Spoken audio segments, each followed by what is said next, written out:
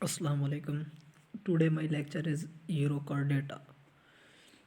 Euro card data के बारे में पढ़ेंगे। यूरो कार्ड डेटा और जो सफेलो कार्ड डेटा हैं वो प्रोटो कार्ड डेटा से बिलोंग करते हैं। इनका जो फैलम है फैलम कार्ड डेटा है। ये सब क्लासेस हैं euro card data and Cephalochordata. सफेलो card data and Urochordata both are placed in Protochordata. इन्हें प्रोटो कार्ड डेटा में रखा गया है। जो यूरो कार्ड डेटा को ट्यूनिकेट्स भी कहा जाता है। Urochordata also known as tunicates. इसे ट्यूनिकेट्स क्यों कहा जाता है? कोई भी anyone ask in why they are known as tunicates. जो इनके अडल्ट्स होते हैं, यूरो कार्ड डेटा के जो अडल्ट होते हैं, उनकी जो बॉडी होती है वो ट्यूनिकेट से कवर्ड होती है। वो ट्यूनिकेट से कवर होती है, इसलिए इसे कहा जाता है कि Urochordata are also known as tunicates.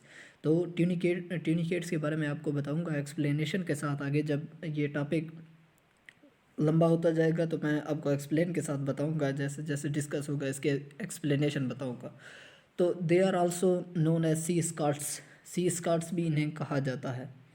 Tunicates भी कहा जाता है, इन्हें सी स्कॉट्स भी कहा जाता है। सी स्कॉट्स क्यों कहा जाता है? जब यूरो कार्ड डेटा को बाहर निकाला जाता है वाटर से, because they live in sea marine, they all are marine. जब इनको वाटर से बाहर निकाला जाता है तो ये इनकी जो शेप होती है लाइक अ स्कॉट्स की तरह इनकी शेप होती है। That's why they are known as sea squirts. इन्हें सी स्कॉट्स का भी नाम दिया जाता है। जो इनके अडल्ट होते हैं, ठीक है ना, जो इनके अडल्ट होते हैं, सम्स आर सिसाइल। सिसाइल का मतलब होता है inactive. They do not move, they are inactive. वो इनएक्टिव होते हैं। सेडेंट्री भी वर्ड यूज़ किया जाता है इनएक्टिव के लिए, सिसाइल के लिए। कुछ जो होते हैं, जो इनके अडल्ट होते हैं, कुछ सिसाइल होते हैं, मतलब किसी हार्ड सब्सटेंस के साथ अटैच रहते हैं कि वो हरकत नहीं करते, इनएक्टिव होते हैं, सेडेंट्री होते हैं। जो सम अडल्ट होते हैं वो प्लेक्टोनिक होते हैं। प्लेक्टोनिक जब वर्ड यूज़ किया जाए तो प्लेक्टोनिक वो होते हैं जो वाटर की सिमत में ही, जिस सिमत में वाटर फ्लो कर रहा हो तो उसी सिमत में ही ये मूव कर सकते हैं। ये वाटर की जो डायरेक्शन होती है उसके अपोजिट डायरेक्शन में नहीं ये मूव कर सकते, ठीक है ना। एक आपको ट्यूनिकेट्स की आपको मैं अगर मिसाल एग्जांपल के तौर पर बताऊं आपको ट्यूनिकेट्स की एग्जांपल, ये देखें साल्प है। साल्प साल्प एक प्लैंक्टोनिक ट्यूनिकेट्स है। मैंने प्लैंक्टोनेट्स को की बात की, ये अडल्ट वो है जो प्लैंक्टोनिक है, ठीक है ना। ये प्लैंक्टोनिक अडल्ट है। साल्प है, साल्प इसे कहा जाता है। That feed of carbon dioxide and water, जो वाटर में कार्बन डाइऑक्साइड पर फीड करता है, उसे अपनी ट्रांसपेरेंट इनकी जो बॉडी होती है, जो साल्प होता है, साल्प एक प्लैंक्टोनिक ट्यूनिकेट्स है। ये इसकी ट्रांसपेरेंट होती है, transparent like a mirror, you can see everything.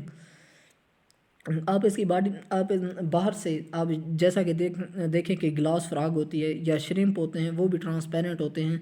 या प्लीरोब्रोंकाई है जो कि टीनोफोरा के मेंबर से बिलोंग करता है, टेंटिकुला क्लास से बिलोंग करता है। उसका जो मेंबर प्लीरोब्रोंकाई है वो भी ट्रांसपेरेंट होता है। तो ये जो साल्प है ये एक प्लैंक्टोनिक ट्यूनिकेट्स है, ये भी इसकी बॉडी जो होती है ट्रांसपेरेंट होती है, ठीक है ना। तो वो कहता है कि we should all probably say thank you to them. हम इनका शुक्रिया अदा करते हैं। That they reduce the carbon level in the water and in the air as well.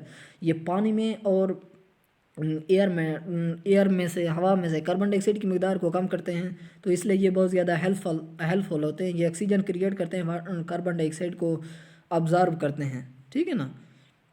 ये एक प्लैंक्टोनिक ट्यूनिकेट्स की एग्जांपल हो गई, ठीक है ना। अगर इनकी बॉडी फॉर्म की बात की जाए ट्यूनिकेट्स की या यूरो कार्ड डेटा की या सी स्कॉट्स की, कोई भी आपको ऐसे कह सकते हैं कि आप what you know about sea squirts, आप सी स्कॉट्स के बारे में क्या जानते हैं, तो आपने यूरो कार्ड डेटा के बारे में लिखना है। कोई भी आपसे पूछ सकता है कि what you know about tunicates के बारे में आप क्या जानते हैं, तो कोई भी कह सकता है कि एक्सप्लेन करें, कि एक वजाहत के साथ पूरा बयान करें कि ट्यूनिकेट्स क्या है। तो आपने उसकी बॉडी फार्म ये तमाम तर लेक्चर में यही लिखना है, ठीक है ना, जो वो लॉन्ग देने हैं, ठीक है ना। वो सिसाइल जो होते हैं, सिसाइल कार्डेटा और cyclic attach to solid surface. मैंने आपको पहले भी कहा था कि इसके जो मैंने आपको बताया कि इसके जो कुछ मेंबर होते हैं ना, अडल्ट होते हैं, वो सिसाइल होते हैं, इनएक्टिव होते हैं, सेडेंट्री होते हैं। इनएक्टिव होते हैं सेडेंट्री, जो हरकत नहीं कर सकता वो किसी सॉलिड सरफेस के साथ अटैच होता है, ठीक है ना। इसके जो अनअटैच्ड एक जो होता है अटैच होता है किसी सॉलिड सब्सटेंस के साथ अटैच होता है। जो दूसरा इसका है वो अनअटैच एक पार्ट होता है, अनअटैच पार्ट। जो अनअटैच पार्ट होता है उस पर दो सिफोन्स पाए जाते हैं, ठीक है ना, two siphons. They are two openings, they are two opening, siphons are opening. एक है ओरल ओरल सिफोन और दूसरा है atrial siphon. There are two siphons, oral siphon and atrial siphon. Oral siphon की अगर मैं आपको ओरल सिफोन के बारे में अगर हम बात करें तो ओरल सिफोन क्या है? ओरल सिफोन जो होती है वो अपोजिट साइड पर पाई जाती है, जो अटैच्ड एंड होता है। जो अटैच एंड होता है सेसाइल का, जो इनएक्टिव हिस्सा होता है वो किसी सॉलिड सबस्ट्रेट के साथ अटैच होता है। अपोजिट का मतलब है कि फेस टू फेस, ठीक है ना, फेस टू फेस। जो अटैच एंड है उसके सामने 90 के एंगल पर जो पार्ट होता है वो ओरल होता है, ठीक है ना। They oral siphon is use for inlet of water. Inlet का मतलब होता है कि इंटर, वाटर इंटर होता है इस साइड से। जैसे आपने पढ़ा हो कि जो स्पंजेस वगैरह होती हैं तो उनमें ऐसे होता है ओस्टिया एंड आस्कुलम, ठीक है ना। ओस्टिया से वाटर एंटर होता है, तो ओरल जो होता है इसमें से वाटर एंटर होता है। और दूसरा होता है atrial. Atrial siphon is use for excurrent of water. X current का मतलब होता है वाटर जब ओरल सिफोन के ज़रिए एंटर होता है तो एक्स करंट के ज़रिए से उसे बाहर निकाला जाता है, एट्रियल सिफोन के ज़रिए से उसे बाहर निकाला जाता है। It act as outlet.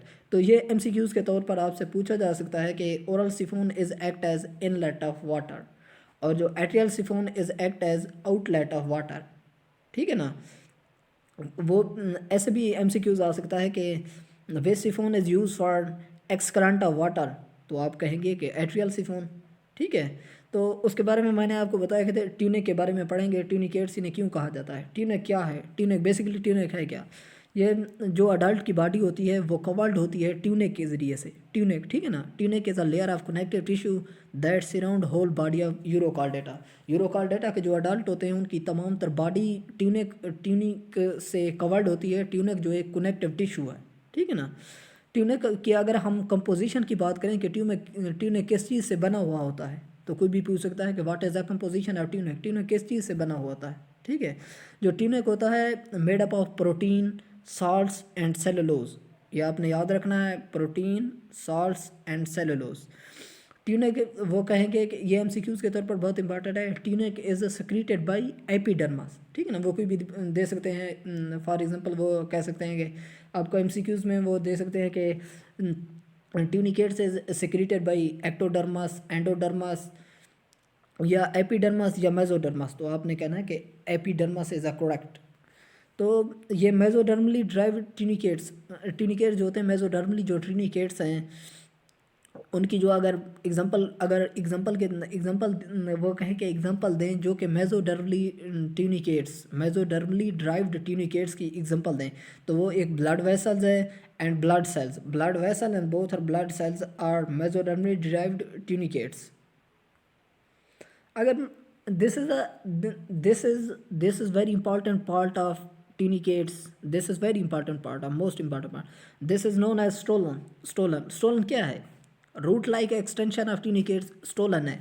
Root like extension of tunicates is called stolon इसका क्या फंक्शन है, ठीक है ना। एक रूट लाइक स्ट्रक्चर है, आप किसी भी देखें ना, एज आप example in your mind like tree जैसा क्या होता है, दरख्त होता है, तो आप कंसीडर करें लाइक अ ट्री। तो ट्री में आप देखें अगर रूट का क्या फंक्शन होता है, आप कंसीडर करें अपने दिमाग में एज ए सिंपली आप कंसीडर करें कि रूट का क्या फंक्शन होता है इन ट्री। तो रूट का फंक्शन होता है वो जो ट्री को फिक्स करता है, एंकर करता है, ठीक है ना। तो ये भी इसी तरह है। इट्स फंक्शन, स्टोलन फंक्शन की अगर बात की जाए, anchor the organism with solid substrates. ये सॉलिड सबस्ट्रेट के साथ अटैचमेंट में अहम किरदार अदा करता है स्टोलन जो होता है। और जो इसका अदर फंक्शन जो है, सेकंड फंक्शन, ये कॉलोनी बनाने में अहम किरदार अदा करता है, ठीक है ना। कॉलोनी की फॉर्म में रहने के लिए ये अटैच किसी भी सॉलिड सबस्ट्रेट पर जब इकट्ठे हो जाते हैं बहुत सारे, इसी स्टोलन की मदद से ये कॉलोनी बनाते हैं, इनका जो होता है कॉलोनी बनाते हैं ये। अगर इनके मेंटेनियस फंक्शन की बात की जाए, मेंटेनियस फंक्शन में सबसे पहले इसकी लोकोमोशन का मतलब होता है मूवमेंट, एक जगह से दूसरी जगह, नकल मकानी, ठीक है ना। तो अगर नकल मकानी की बात की जाए, इनकी लोकोमोशन की बात की जाए, तो लोकोमोशन के लिए इनके अंदर मसल्स पाए जाते हैं, 2 टाइप्स ऑफ मसल्स। एक सर्कुलर मसल्स होता है, दूसरा लॉन्गिट्यूडिनल मसल होता है। इनके अंदर जो होता है ना, इनके अंदर जो होता है एक चैम्बर होता है, ठीक है ना। जो वाटर होता है, जो इनके अंदर जो वाटर होता है, जब ये मूवमेंट करते हैं, जब मसल कंट्रैक्ट या रिलैक्स होते हैं, इनके अंदर एक चैम्बर होता है, चैम्बर में वाटर वाटर जब कलेक्ट होता है, चैम्बर में कलेक्ट होता है, ठीक है ना। वाटर में चैम्बर का जो कलेक्ट होता है, तो उसका जो बेनिफिट है, बेनिफिट ये है कि ये हाइड्रोस्केलेटन को मेंटेन करता है। हाइड्रोस्केलेटन वैसे भी एक ऐसा स्ट्रक्चर होता है जो कि सपोर्टेड बाय वाटर, जिसकी मेंटेनेंस, जिसका स्ट्रक्चर, जिसकी शेप वाटर की वजह से मेंटेन होती है। ऐसे स्ट्रक्चर को the structure that are supported by water, this is known as hydroskeleton, उसे हाइड्रोस्केलेटन कहा जाता है। सेकंड, इसके मेंटेनेंस फंक्शन की बात की जाए तो इसमें नर्वस सिस्टम आ जाता है। नर्वस सिस्टम, इनका जो नर्वस सिस्टम होता है कंसिस्ट ऑफ प्लेक्सेस। प्लेक्सेस क्या है? Anyone can ask from you what is plexus? Plexus क्या है? प्लेक्सेस जो होता है, plexus is the network of neurons that consist of both efferent and afferent vessels, ठीक है ना।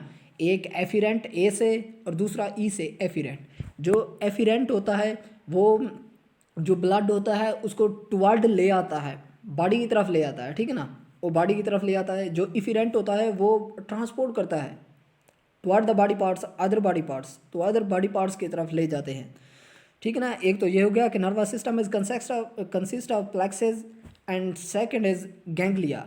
इसका नर्वस सिस्टम दो चीज़ों पर मुश्तमिल होता है, एक प्लेक्सेस और दूसरा गैंग्लिया। जो गैंग्लिया होता है, ganglia is a cluster of neuron, neuron का गुच्छा, जिसे सैक भी कहा जाता है, पाइल्स भी कह सकते हैं। पाइल का मतलब होता है ढेरी, सिक्का, आपस में इंटरकनेक्टेड होते हैं, एक ढेरी की शक्ल में पाए जाते हैं, ठीक है ना। ये सेंसिटिव हैं, सेंसिटिव तो होने हैं क्योंकि इनके अंदर नर्व्स पाई जाती हैं, ठीक है ना। Due to presence of nerves they are sensitive, ठीक है ना। तो न्यूरॉन्स का काम भी इसी तरह का होता है, ये सेंस पैदा करते हैं। फॉर एग्जांपल, अगर आपने किसी गर्म चीज़ को आपने बाई चांस अब्रप्टली आपने टच किया, ठीक है ना, आपने टच किया, अब्रप्टली आपने टच किया, तो जो नर्व इम्पल्स होते हैं, सेंसेशनल जो नर्व्स होते हैं, वो डायरेक्टली, अगर एक कोई भी पूछ सकता है कि अगर एक नर्व्स को पहुंचने के लिए, ठीक है ना, नर्व्स को पहुंचने के लिए 0.04 या 0.03 टाइम लगता है सेकंड, वो माइंड तक जाती है, ब्रेन तक जाती है, ब्रेन एक्शन लेता है। तो इन्हीं न्यूरॉन्स की वजह से हमारी जो बॉडी है वो किसी गर्म या ठंडी चीज़ के दरमियान डिफरेंस करती है, या हमें ये हमारे अंदर ये शऊर पैदा करती है कि इससे बचना है, ठीक है ना, ये चीज़ सही है, ये चीज़ गलत है, ये चीज़ हमारे लिए नुकसानदायक है, ये बताती है।